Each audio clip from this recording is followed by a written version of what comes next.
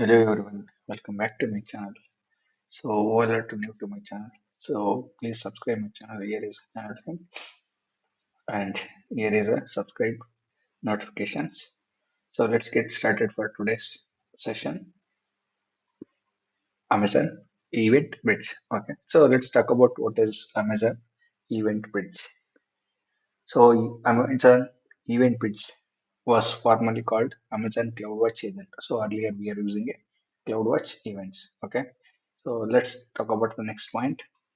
Build event-driven applications scale across AWS existing systems or SaaS applications. So that means so we can able to whatever we have in events we can able to just publish it. Okay. So if you have any existing also that we can able to build the events. Okay. The third one is EventBridge is a serverless service that uses the events to connect applications. Okay, if you wanted to communicate with the different applications, you can use Amazon Event Bridge. And the next point is Amazon Events Bridge provides a simple and consistent way to ingest, filter, transform, and deliver the events. So, and the next one is EventBridge was uses the same CloudWatch Events API. So your code that uses the CloudWatch Events APIs stay the same. That means so we have a CloudWatch event site. The same events, the EventBridge also it is going to be use it. Okay. So let's jump into the official documentation. So here is official documentation about Amazon EventBridge, and here is the all state chain notification you can able to publish it, and it is for free. Okay, so here are the four features available in the Amazon EventBridge. Then if you come to the how it is working, so if you're able to see the architecture, you will get to know how EventBridge it is going to be work. Okay, so where are the use cases also you can able to see it. Here is the use cases.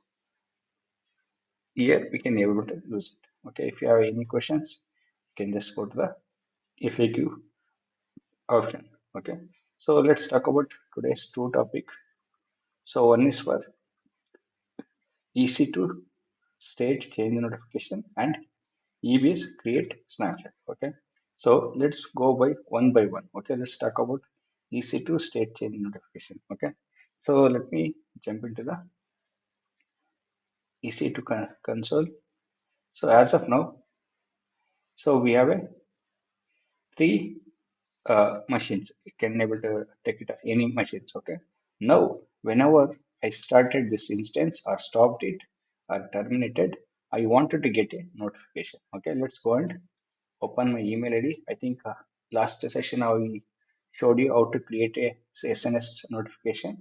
Okay, so if you do not know, you can go and watch the previous videos. Okay, so now what is my plan is, so I'm going to create a event page. So whenever any instance, if it is stopped, if it is started, I should get a notification. Okay. So let's go ahead and create an event page rule. So there is a Amazon event page. You can select it here. And so here there is a different types of roles you can able to create it. So one is for rule, one is for five, one is for schedule, and one is schema registry. Okay. So let's talk about Amazon event bridge. Okay, from here you can just mention it EC2 notification. Okay, just copy and paste it here. So from here, a rule with event pattern. The other one is scheduler. Okay, so let's talk about one by one. So let's use it. A rule with event. Later we can talk about scheduler. Then go next. So I'll be selecting AWS events by default, and here is a sample event type. So from here you can just type it EC2. So if you come down here, there is an option called EC2 state change notification. That means whenever any EC2 machine, if it is stopped, if it is started, so we will get a notification. Okay. So let's go and select it here, EC2. Okay. So from here, you can select it, EC2 instant change notification. Okay. So from here, you can select it any state and any instance ID. If you wanted a particular instance, you can select it. Okay. Otherwise, you can just mention it any instance. Okay, go ahead next and target. Okay, I'm going to select it SKS because I've created a notification SNS topic. So I'm going to select the default one.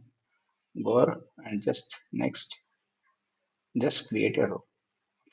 So once you created a row, okay. So as of now, there is no notification. Okay. Now if you're able to see it, notification it is already enabled. Okay. Let's go inside. Okay. So now let's start one of the EC2 machine. Okay. So I'll be selecting all three. Let's start all the servers. Let's see that we are getting any. See the notification automatically it is started. Okay. So what is this? It is showing that pending. Okay. It is pending. Okay. It is pending. That means if we go and verify it also, it is showing pending. Okay. So let's wait for another 2 minutes. The notification again, we will get a different notification. So as of now, it is pending, right? Let's delete it. Let's wait. Okay, now it is showing that turning into running. Okay, just go and refresh it here. See, one by one, it is going to be changed. The state it is going to be considered. Okay, see, it is running.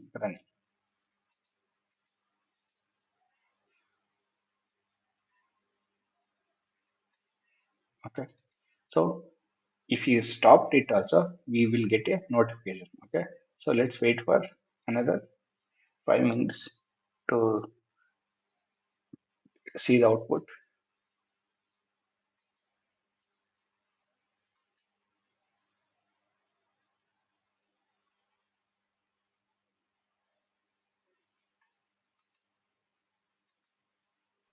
Let's wait for status. Check fast.